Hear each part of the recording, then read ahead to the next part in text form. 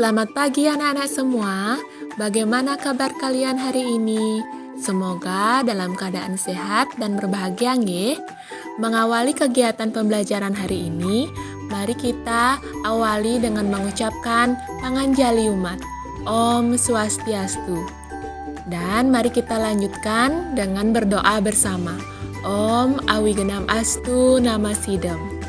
Nah, anak-anak, hari ini kita akan belajar tentang Tri Pramana, yaitu pengertian Tri Pramana dan bagian-bagian Tri Pramana, yaitu Eka Pramana dan Dwi Pramana. Silahkan disimak video pembelajaran berikut, nggih. Pramana, mari kita ingat kembali tentang jenis ciptaan Sang Hyang Widi. Jenis ciptaan Sang Hyang Widi, ingat ada dua, yaitu yang termasuk makhluk hidup dan juga yang termasuk benda mati. Nah, hari ini Bu Guru akan mengulas kembali makhluk hidup. Nah, ada beberapa jenis ciptaan Sang Hyang Widi yang termasuk kelompok makhluk hidup, yaitu yang termasuk tumbuh-tumbuhan, kemudian yang termasuk hewan atau binatang, dan juga manusia. Nah, kenapa tumbuhan, hewan maupun manusia dikatakan sebagai kelompok makhluk hidup? Ya, karena memiliki sumber hidup, yaitu atma. Ya, jadi tumbuhan, hewan maupun manusia bisa tumbuh, bisa bergerak karena di dalam tubuhnya memiliki atma. Nah, dan juga memiliki kekuatan. Nah, kekuatan itulah yang kita sebut dengan pramana. Nah, mari kita ulas apa itu pramana dalam agama Hindu. Ya, lebih tepatnya Tri Pramana. Ya, mari kita ingat kembali apa itu Tri Pramana. Di dalam slide Bu Guru sudah beri penjelasan mengenai Tri Pramana. Tri Pramana, ya, silahkan lihat tanda panah yang ada dalam slide. Tri Pramana terdiri dari dua kata, yaitu dari kata tri dan pramana. Kata apa anak-anak? Dari kata tri dan pramana. Tri artinya tiga. Kemudian pramana artinya kekuatan. Ya, jadi kita ulangi, kekuatan. Nah, kalau kita gabung kata tri dan pramana menjadilah tri pramana. Nah, tri pramana artinya tiga kekuatan yang dimiliki oleh makhluk hidup ciptaan Sang Hyang Widi. Nah, mari kita ulangi membacanya. Tri Pramana artinya tiga kekuatan yang dimiliki oleh makhluk hidup ciptaan Sang Hyang Widi. Nah, kemudian bagian-bagian Tri Pramana. Ya, mari kita ingat kembali. Kita sebutkan ya. 1. Eka Pramana. 2. Dwi Pramana. 3. Tri Pramana. Mari kita ulas apa itu Eka Pramana, Dwi Pramana, dan Tri Pramana. Ya. Nah, yang pertama Eka Pramana. Coba anak-anak perhatikan tanda petunjuk dari tanda panah ini. Ini gambar apa? Ya, gambar pohon. Nah, Eka Pramana artinya makhluk hidup yang memiliki satu kekuatan. Ya, jadi makhluk hidup yang memiliki satu kekuatan disebut Eka Pramana. Nah, apa saja kekuatan yang dimiliki oleh Eka Pramana? Yaitu Bayu. Apa itu Bayu? Yaitu tenaga. Jadi Eka Pramana adalah kelompok makhluk hidup yang memiliki satu kekuatan, yaitu Bayu. Jadi hanya memiliki tenaga. Nah, tenaga dipergunakan supaya bisa tumbuh, ya misalnya pohon, ya. Pohon adalah termasuk kelompok Ekapramana. Nah, pohon hanya bisa tumbuh tinggi dan tumbuh membesar, ya berkembang membesar, ya. Nah, makhluk hidup yang hanya memiliki satu kekuatan yaitu bayu sering termasuk dalam kelompok tanaman atau pohon. Nah, dalam agama Hindu disebut dengan kelompok Stawara. Kelompok apa anak-anak? Stawara. Stawara ini juga artinya adalah atma yang menghidupi tumbuhan. Ya, Stawara juga memiliki artinya adalah makhluk hidup yang tidak bisa berpindah-pindah. Jadi pohon itu hanya tetap di sana saja, ya. Tidak bisa berpindah-pindah dari satu tempat ke tempat yang lainnya. Anak-anak memiliki pohon di rumah? Ya, pasti memiliki. Nah, adapun kelompok dari Stawara, mari kita sebutkan pertama Trana. Ulangi, Trana. Trana yaitu bangsa rumput. Siapa yang pernah melihat rumput? Ya, rumput biasanya ada di bawah, ya, berwarna hijau. Nah, kemudian yang kedua, lata. Nah, apa itu lata? Lata artinya tanaman yang menjalar. Nah, tanaman yang menjalar contohnya seperti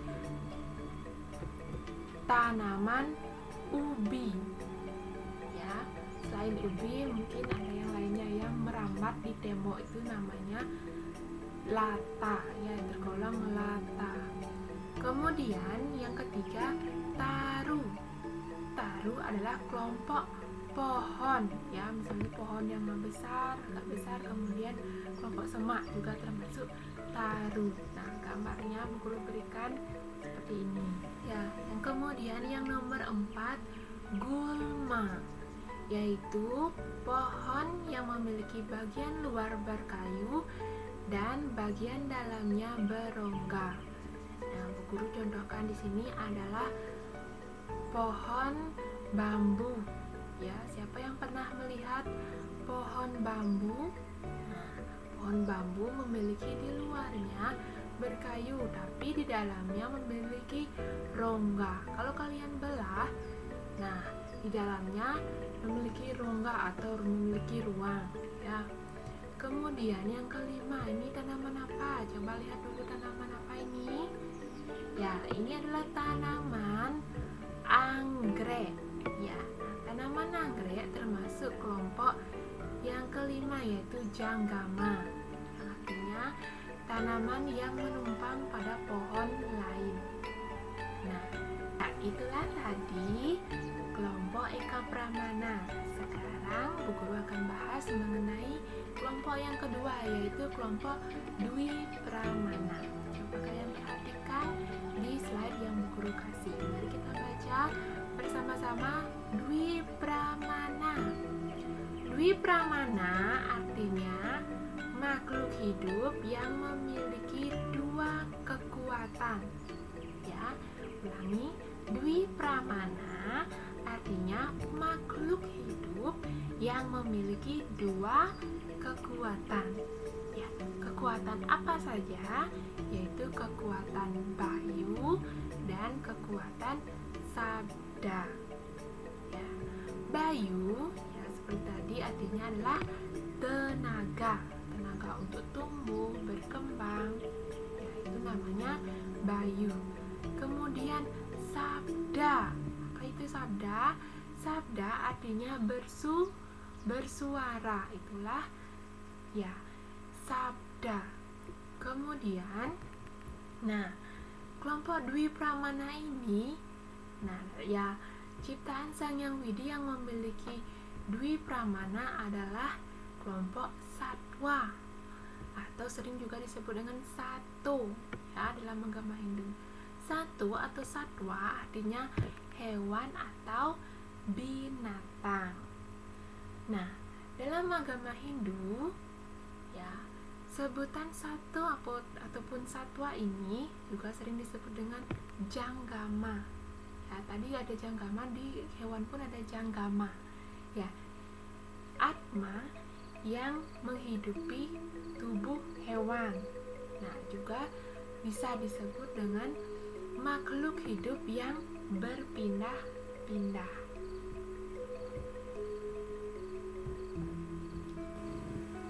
Ya, janggama pula juga diartikan sebagai makhluk hidup yang dapat berpindah-pindah.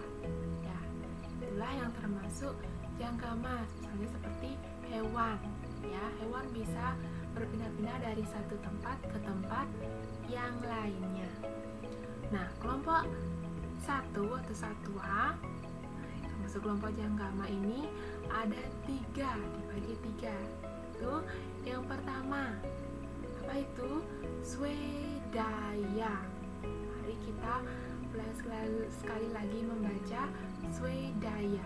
Swedaya yaitu kelompok binatang bersel satu. Nah, di sini coba kalian perhatikan, ini adalah kelompok hewan yang bersel satu, binatang bersel satu.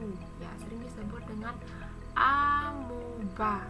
Nah, bersel satu ini, hewan ini kalau dipandang dengan kasat mata, ya, tanpa menggunakan alat, kita tidak akan dapat menemukannya.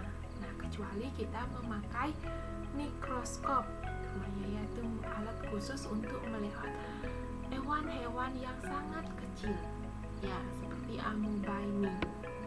Nah, ada juga seperti bakteri maupun yang lainnya. Ya, hewannya sangat kecil, tidak bisa dilihat dengan mata telanjang, harus menggunakan alat yang namanya mikroskop. Ya, yang kedua, mari kita baca andaya. Andaya yaitu binatang yang bertelur. Nah, ini gambar apa? Ya, ini Bu Guru beri gambar ayam. Nah, di sini ada contoh gambar ayam yang sedang mengerami telurnya. Kemudian yang terakhir, jarayuda. Jarayuda yaitu binatang yang menyusui. Nah, di sini Bu Guru kasih kalian contoh hewan yang menyusui atau binatang yang menyusui, yaitu sapi. Nah, ini ibu sapi dan ini anak sapi yang sedang menyusui. Baiklah anak-anak, demikianlah pembelajaran pendidikan agama Hindu pada hari ini. Jika ada yang ingin